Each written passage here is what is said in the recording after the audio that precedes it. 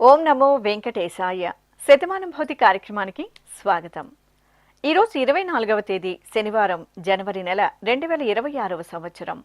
పుట్టినరోజు, పెళ్లి రోజు, షష్ఠి పూర్తి శుభ సందర్భాలలో భక్తులకు తిరుమల తిరుపతి దేవస్థానముల వేద పండితులు, అర్చకుల ద్వారా శ్రీనివాసుని మంగళాశీసులు అందించే కార్యక్రమమే శతమానం భవతి. మా మేనకోడలు అనివికకు మామయ్య, అమ్మమ్మ, తాతయ్య కోరుతున్నారు.